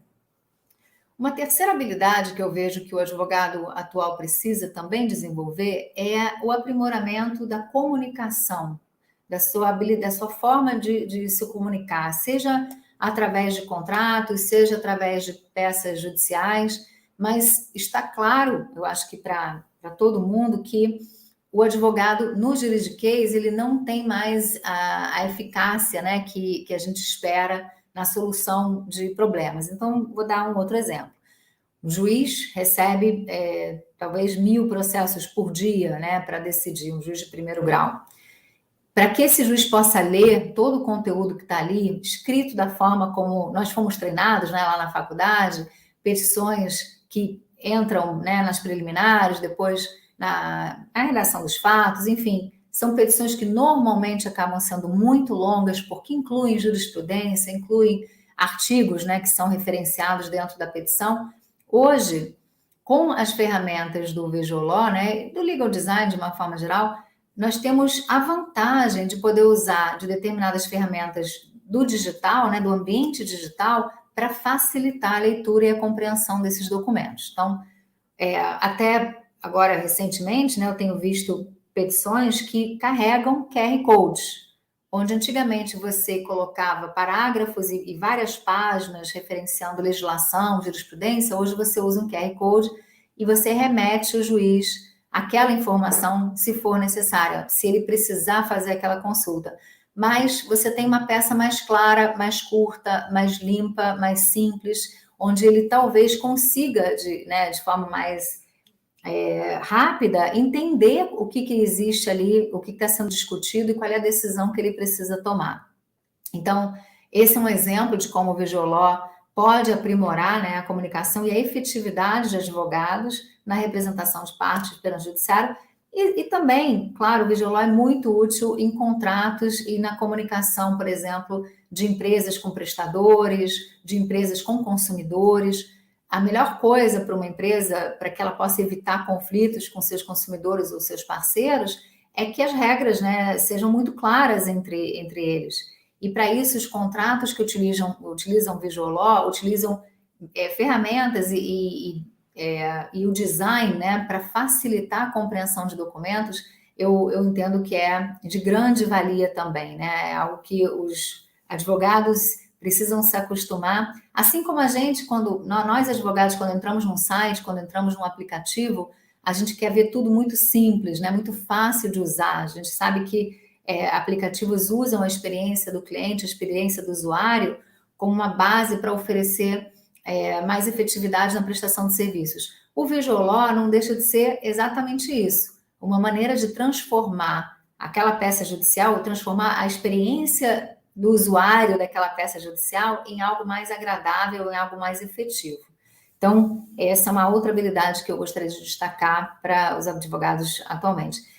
A questão da inteligência artificial, o Vitor explorou bastante já como é importante que os advogados entendam o que a inteligência artificial pode trazer, a maneira como ela é utilizada para dar maior precisão, como eu falei, inclusive no caso dos médicos, né, que eu tinha dado como exemplo, nos casos dos advogados também, tanto na parte de pesquisa como na própria produção de documentos jurídicos. Então, entender o funcionamento, a capacitação, o Vitor explicou, né, que a inteligência artificial é construída ao longo de vários anos e de várias e da formação ali do que a máquina precisa aprender, né, para poder entregar para a gente um documento, ou entregar uma pesquisa aprimorada, né, depois de determinado tempo. Então, a gente tem uma grande vantagem em utilizar a inteligência artificial, mas também contribuir. Então, o advogado tem muito a contribuir na construção desse machine learning, né, do processo de machine learning. Por isso que é importante que ele tenha esse skill, né, de conhecer o funcionamento da inteligência artificial.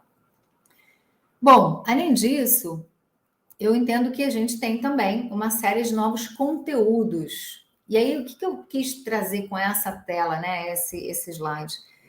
Os advogados não só mudaram, né, estão sofrendo uma enorme mudança na forma de trabalhar, mas também naquilo que eles vão entregar para os seus clientes em termos de consultoria, em termos de conhecimento jurídico, né? Hoje temos aqui alguns exemplos do tipo de conhecimento jurídico que o advogado precisa ter para poder melhor orientar os seus clientes, para poder melhor representar os interesses dos seus clientes. Então, é essencial no mundo de hoje que um advogado conheça a legislação da proteção de dados, né? Evidentemente, uma legislação recente, pelo menos no Brasil, ela foi introduzida há pouco tempo atrás, mas a gente tem também uma série de países e jurisdições onde essa legislação já existe. Como a gente sabe, o mercado é global, né? Então, é importante que os advogados tenham um bom conhecimento da lei e dos princípios, né, que existem atrás da lei de proteção de dados. Também nos deparamos hoje com os crimes cibernéticos, né? Os famosos golpes, desde os golpes de WhatsApp, que infelizmente se tornaram tão comuns, até outros tipos de desvios, por exemplo, violação da intimidade, cyberbullying. Existem uma série de questões que se desenrolam dentro do ambiente virtual e que nós, advogados, precisamos conhecer melhor para poder orientar adequadamente os nossos clientes. Temos também, por exemplo, o uso do blockchain e a forma como eles mudaram realmente o mundo das moedas, né? E a introdução também a partir do blockchain dos smart contracts. É importante que os advogados entendam como funcionam essas tecnologias, como que o blockchain traz, né, confere segurança jurídica ou segurança, né, de forma geral, a contratos através dos smart contracts, né? Como são produzidas as criptomoedas, tudo isso são questões que o advogado não pode deixar hoje em dia de compreender. Inteligência artificial, mais uma vez, mas não apenas como ela pode ajudar o próprio advogado, né, a desempenhar suas funções, mas principalmente como ela afeta, quais são os impactos que a inteligência artificial pode ter no dia a dia das pessoas que podem se tornar questões jurídicas. Eu vou dar um exemplo que é bastante, acho que, disseminado, né, hoje em dia. Quando uma empresa faz a contratação de uma pessoa, né, para os seus quadros, ela abre um processo de seleção. E hoje é muito comum que esses processos de seleção, como existe um volume muito grande de candidatos, né, quando existe esse volume grande, que esses processos de seleção sejam feitos já com o uso de inteligência artificial para que você consiga trazer para um círculo menor de candidatos aqueles que melhor se encaixam no perfil que a empresa procura. Então, lendo currículos e lendo formulários, enfim, olhando as características dos candidatos, esses sistemas acabam trazendo um filtro, né, e um grupo de candidatos que melhor se adequa ao perfil da empresa. Agora, existem uma série de discussões sobre como esses sistemas podem talvez até traduzir determinados preconceitos, determinados, por exemplo, restrições a candidatos que não tenham, vamos dizer assim, o perfil ideal, né, para aquela empresa. Então, existem questões de prejuízos, né, a candidatos negros, candidatos do gênero feminino, e outros candidatos que, num filtro de inteligência artificial, se a programação, né, para que isso aconteça, não levar em consideração a necessidade dessa diversidade, você acaba eliminando candidatos que não se enquadram, né, naqueles requisitos. E às vezes é muito difícil identificar isso, porque isso está imbuído dentro já do sistema de seleção. Então, você eliminar o bias, né, você eliminar o viés que pode existir dentro de um sistema de seleção que usa a inteligência artificial é uma das discussões que a gente está tendo, né, nos RHs de empresas e que eventualmente pode se tornar uma questão judicial. Conhecer também o que as startups, o que os sandbox regulatórios trazem, né? Qual é a regulação que precisa ser implementada para esse grupo de empresas que está começando, né, a entrar no mundo dos negócios, também eu vejo como um conteúdo importante. Cada vez mais vai ser comum que advogados se deparem com clientes como startups, onde elas não vão ter as características de uma empresa já estabelecida, já constituída, onde elas serão, como é o caso do sandbox regulatório, sujeitas a regras diferentes, a regras flexibilizadas. Então, o conceito do sandbox é muito interessante, é um conceito quase que de laboratório, né, para que as startups possam crescer. Um exemplo disso é o sandbox regulatório da SUSEP, para empresas startups na área de seguros. E o que é interessante é que o advogado precisa desenvolver, né, é interessante que ele desenvolva esse olhar. Como tratar um cliente que é uma startup e que vai ter necessidades específicas, diferente de um cliente já estabelecido. Então, acho que são aí alguns exemplos dos novos conteúdos que a gente vê na educação jurídica. E já caminhando para o final, eu diria o seguinte, existe uma grande pergunta no ar, né? Será que o ensino tradicional precisa ser reformado? Ou a gente tem aí uma oportunidade de complementação desse ensino clássico, né, que a gente tem nas faculdades? Então, nesse momento, eu acho que a gente ainda não tem um desenho nas universidades em que a gente possa dizer que os conteúdos têm que ser substituídos, né? O conteúdo clássico que a gente aprende na faculdade, ele ainda é necessário, ele ainda precisa ser trazido para o aluno, para que ele possa se tornar um advogado de qualidade, né? Ele também precisa da formação profissional, dos estágios, da experiência prática, né, para se tornar realmente um advogado. Agora, de tudo isso que eu já falei, né, que eu acabei de falar, o que de fato está hoje dentro das faculdades? Eu diria que muito pouco. As universidades estão aos poucos trazendo conteúdos que podem, né, ser mais próximos dessas novas realidades que eu comentei nos slides anteriores, mas isso ainda não é padrão. Eu diria que existem milhares, né, de cursos de direito no Brasil e muito poucos podem estar desenvolvendo alguma coisa no sentido de alargar o conhecimento que o advogado vai ter quando pensa em tecnologia. Então, a gente vê a oportunidade que o advogado precisa perseguir, que é o conceito do long life learning, né, que é aquele aprendizado que nunca vai terminar, né, nunca vai se exaurir, e que pode ser buscado, e aí tem várias fontes, né, para o advogado buscar hoje. Desde cursos online, e aí não apenas cursos online no Brasil, existem uma série de conteúdos sendo oferecidos online, né, até por força da pandemia, isso ficou ainda mais comum, de universidades e instituições fora do Brasil. Então, quem domina o idioma, outros idiomas, né, vai encontrar conteúdos muito interessantes online que falam de inteligência artificial no direito, que falam de legal design, que falam da necessidade do advogado entender, por exemplo, a linguagem de programação. Você não precisa se tornar um programador, mas é importante entender como a linguagem da programação funciona para que você possa, de fato, trabalhar eventualmente com programadores, né, para criar seus próprios sistemas ou suas próprias soluções. Então, existem cursos dessa natureza. O estudo de novas tecnologias não precisa ser dentro de um curso de direito. A gente vê vários cursos que falam, por exemplo, de blockchain, não necessariamente voltados para advogados, então ele deve buscar esses conteúdos também de forma interdisciplinar, né, ou multidisciplinar. E, finalmente, já começam a surgir MBAs e pós-graduações que trazem, sim, como tema direito, inovação e tecnologia. Então, eu acho que o que eu gostaria de destacar, né, agora no final, já na minha exposição, é que existe um enorme convite para quem se formou em direito, quem está estudando direito, e até mesmo como eu, quem já tem 25 anos de formado, de voltar e estudar esse mundo de coisas que estão acontecendo, que podem transformar a forma de como a gente trabalha, e certamente estão transformando aquilo que a gente precisa endereçar nas questões jurídicas que surgem, né, nesse momento em relação à tecnologia, né, em relação a esses novos conteúdos que eu comentei.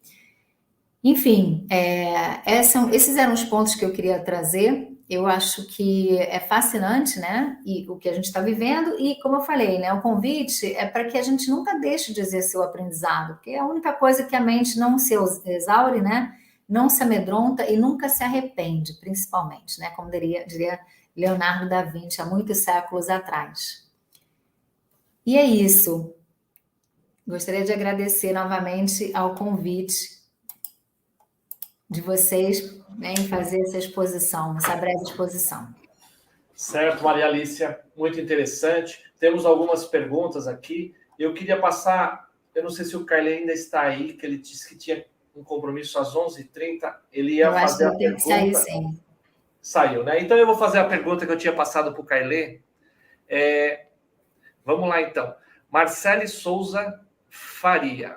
Maria Alice, é um prazer te ouvir. Sobre o tema, gostaria de saber a sua percepção sobre a evolução do ensino jurídico. Eu vou complementar que ela fez 3 perguntas, eu acho que dá para você responder tudo numa só. Tá. Então, a percepção sobre a evolução do mundo jurídico, se você entende que já há movimentos para melhor adequar as grades curriculares, para melhor formar o profissional de direito, então, se vão mudar o currículo na faculdade, ou se entende que essa obrigação é das organizações, que buscam esses profissionais mais preparados para a realidade do meio. Bom, eu agradeço a pergunta da Marcele e eu diria o seguinte, a adequação dos currículos, ela vai acontecer. Eu acho apenas que não é uma questão de curto prazo, porque tudo que mexe, né, com os currículos eu vou dar um exemplo, por exemplo, existe já a introdução nas faculdades de Direito da disciplina de Direito Financeiro. É uma disciplina que levou praticamente 4 anos para ser inserida no currículo das universidades. Então, eu diria assim, é sempre um processo mais longo se a gente acha que, né, que um dia isso deve se tornar um conteúdo da universidade. Eu entendo que é natural que isso aconteça, né? Existe um interesse já muito forte, né, dos alunos em procurar esses conteúdos, e o fato de existirem instituições que já oferecem esse conteúdo, como eu falei, em pós-graduações, eventualmente até em MBAs, eu acho que já demonstra o interesse que as faculdades também têm em absorver isso nas suas grades curriculares. Então, eu acho que é um momento grande muito bom para você explorar esses conteúdos onde quer que eles estejam hoje. Então, eu sempre ressalto o seguinte, o advogado tem que ser protagonista da sua formação, ele não deve esperar que isso aconteça nas grades curriculares para correr atrás, né, desse conhecimento, e ele vai encontrar instituições muito renomadas que já oferecem, se não todos, mas uma boa parte dos conteúdos que a gente conversou aqui. Quanto às empresas, organizações, né, que buscam esses profissionais, eu vejo também um grande interesse, e aí não são todas as empresas, mas algumas empresas mais avançadas ou que são pioneiras nisso, eu vejo essas empresas investindo sim no conhecimento dos seus advogados, né, no melhor preparo dos seus advogados para lidar com essa realidade. Então, desde empresas que acabam convidando ou levando instituições para fazerem cursos in company, isso eu tenho visto, até mesmo no poder público. Outro dia uma colega minha que trabalha no Ministério Público aqui do Rio disse que o Ministério Público estava oferecendo um curso de Visual Law, então a própria AGU também estava oferecendo o Visual Law para os advogados, né, da União. Então, eu acho, sim, Marcele, que vai ser um movimento em que todo mundo vai ter que buscar o objetivo de alargar o aprendizado e de complementar o aprendizado. Muito bem, Maria Alice. Por favor, coloca o Rafael Dias ali. Aí, Rafael tem uma pergunta aí. Oi, Rafael. Oi, Maria, tudo bom? Tudo bem. A fala da Maria foi muito importante, porque eu falo por mim mesmo. Assim, eu me formei em 2010 e em 2013, 2014, dentro da FGV, aqui no Rio de Janeiro, a gente teve a oportunidade em um grupo de programação na FGV, na Academia de Direito, liderado pelo professor Ivar Hartmann, discutir ali parte de programação, criação de softwares em Python, isso dentro do curso de Direito lá em 2014, né? A gente está em 2021, e, salvo engano, acho que a FGV hoje tem dentro do seu curso de Direito, da sua graduação, 2 disciplinas ligadas à parte de tecnologia aplicada ao direito.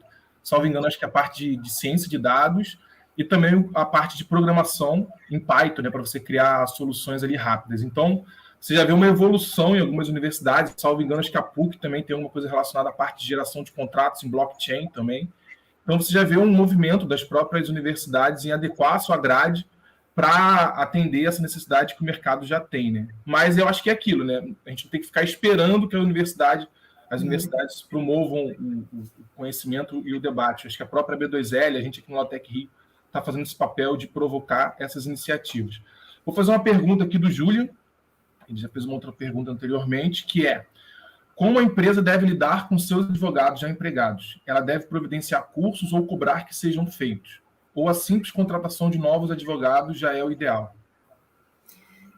Bom, Juliana, respondendo como ex-gestor, né, de departamentos jurídicos, eu sempre acreditei que o gestor pode incentivar, até mesmo, né, pode fazer uma provocação com sua equipe para que eles queiram se aprimorar. A gente não pode obrigar as pessoas a buscar o aprendizado, né? Então, assim, dentro de empresas, eu costumava incentivar, sim, com ou cursos de pequena duração, ou participação em seminários, né, em congressos, para que os advogados começassem a se interessar por aqueles conteúdos.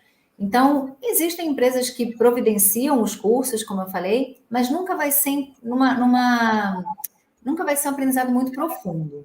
Então, por exemplo, às vezes a gente tinha uma atividade que era Legal Talks, que era bem legal, onde a gente trazia pessoas do mercado, né, para falar de determinados assuntos, e algumas vezes a gente trouxe até quem viesse falar de tecnologia. São momentos que são muito curtos, né, são muito breves, para que realmente exista um aprendizado mais contundente. Então, é uma maneira de trazer a informação de que existe, né? De que aquele conteúdo existe, de que é interessante que se tenha mais conhecimento sobre isso, mas eu costumo realmente dizer, as pessoas são protagonistas das suas carreiras. Se elas entendem que aquilo ali representa uma oportunidade de crescimento e até mesmo, né, que elas podem aumentar a empregabilidade delas investindo nisso, esse deve ser o pensamento.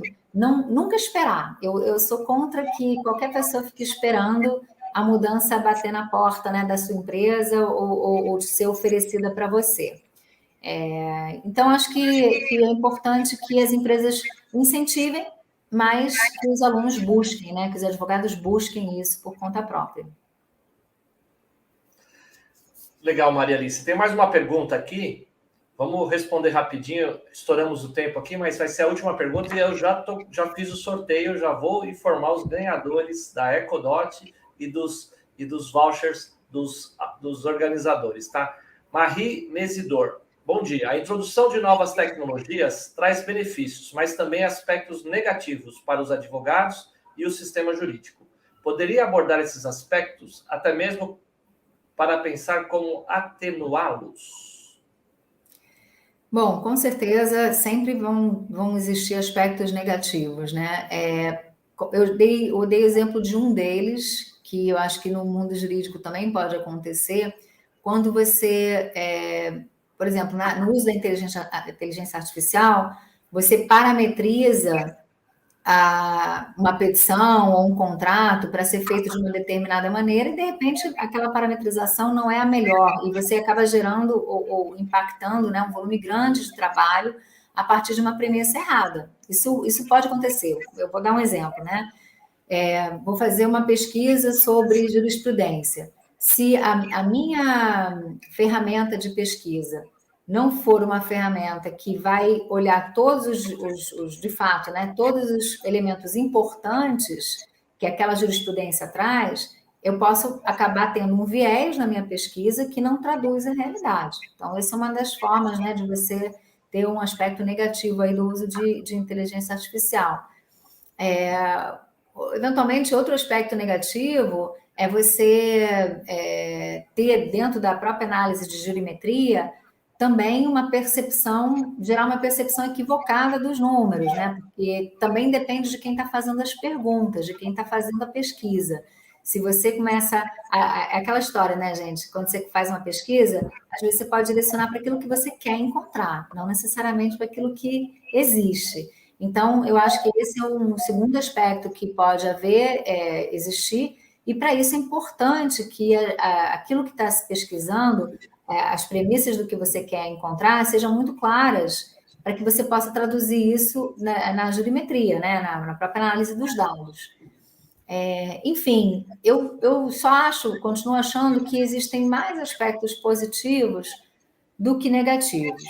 E existe, sim, sempre uma questão ética, né, que a gente precisa levantar e se perguntar quando a gente fala em inovação.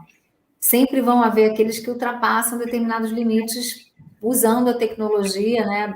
E aí existem também vários exemplos, até mesmo na medicina, né? Existem discussões éticas sobre se você deveria ou não permitir que as pessoas, sei lá, vendam um órgão e comprem um órgão feito de forma artificial, né? Para você poder vender o seu órgão verdadeiro, enfim. Tem questões éticas que envolvem o uso da tecnologia. Nem tudo que a tecnologia envolve é simples, né, de aceitar ou resolver. Mas dentro do direito, eu diria hoje que a gente está começando a descobrir como, de fato, ela pode amparar as boas decisões. E eu acho que isso é um uso mais frequente do que o contrário.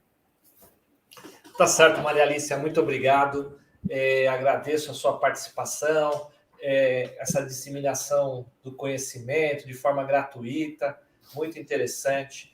E já declaro, já fiz o sorteio aqui, então eu vou passar para o sorteio e para as considerações finais muito rapidamente para a gente encerrar, tá? Então, primeiro sorteado ganhou um pacote small da Oyster para uso durante 3 meses, tá? Então Jéssica Moreira Bart. Jéssica Moreira Bart. O outro ganhadora é o 3 meses de uso da plataforma Acordo Fechado. Quem ganhou foi Fernanda Silvano. E o prêmio que todos esperam, a EcoDot da Amazon, Felipe Piedade de Melo Ferrari. A gente tem aqui os e-mails e 2 deles a gente tem o telefone, a gente entra em contato para combinar essa forma de receber os brindes. Então, já caminhando para o encerramento do evento, eu vou passar a primeira palavra para a Maria Alicia, em seguida para o Rafael Dias para as considerações finais. Obrigada, Marcos. Bom, só queria realmente destacar, né, um momento muito, eu acho que é um momento muito especial que a gente está vivendo na nossa profissão, em que a curiosidade e a vontade de aprender e não se assustar, né, com o novo é uma grande, acho que são grandes qualidades que um advogado pode desenvolver. Acho que não existe advogado que seja velho demais ou experiente demais para se beneficiar, né, desses novos conteúdos e desse novo conhecimento que surge. E eu fico sempre muito feliz de ver como no Brasil a gente encontra muita qualidade na inovação, mesmo e inclusive na área jurídica. É o caso do Acordo Fechado, da Oyster e outras organizações que a gente vê que estão trazendo, né, inovação na prática para que a gente, como advogado, possa utilizar e realmente chegar a resultados ainda melhores. Então, eu queria parabenizar os inovadores e os nossos advogados que se aventuraram, né, no mundo da tecnologia e que trazem tanta inovação já. A B2L é um grande exemplo disso. Então, era só isso que eu queria dizer, dar parabéns para o pessoal e convidar os advogados a conhecer cada vez mais o mundo da tecnologia. Muito obrigado, Maria Alicia. Queria agradecer também a todos que fizeram a sua doação para o Instituto da Criança e passar a palavra para o Rafael Dias. São muitos Rafaéis, né, Marcos? Confundem. Pessoal, agradecer aí os palestrantes, a Maria Alice, ao Victor Riso, e agradecer também ao nosso time de marketing, que tanto da Oyster como também do Acordo Fechado, né, empresas que organizaram esse evento, que incansavelmente trabalharam para que isso acontecesse, e agradecer a todos aqueles que participaram, estão participando do evento, e vão assistir depois, posteriormente, também o evento, ele vai ficar disponível nos nossos canais aí das redes sociais, e lembrá-los que amanhã temos o segundo dia, né, da quarta edição do LAUTECH Rio. Convido a todos para participarem no mesmo horário aqui, né, às 10 horas. Tenho certeza que vai ser um sucesso tão grande como esse evento de hoje.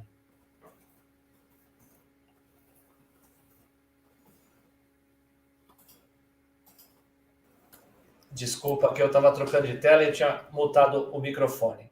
Realmente muito interessante esse compartilhamento de conhecimento de forma gratuita. E lembrar vocês que o evento, além de ter o segundo dia amanhã, ele vai ser regular, né? Então, em novembro vamos ter a 5ª edição, agora com essas facilidades que a gente tem de fazer eventos online. Então, ele vai ser bimestral. Então, logo a gente vai divulgar a data e você salva a data aí, 1h30, passando um pouquinho, para você discutir sobre tecnologia de interesse para escritórios de advocacia e advogados. Amanhã nós teremos a palestra de Paulo Silva, o papel da Legal Ops na identificação e uso de tecnologias para departamentos e escritórios. E Paulo Samico vai falar Business Partner no Jurídico. Então, não perca amanhã essas duas palestras muito interessantes, os temas muito interessantes de interesse. E agradecemos novamente a Oyster e a Acordo Fechado pela organização do evento, a B2L Distrito pelo apoio e a todos os participantes deste primeiro dia do evento. Encerramos a jornada de hoje e contamos com a presença de todos no segundo dia amanhã. Um bom dia a todos. Bom dia.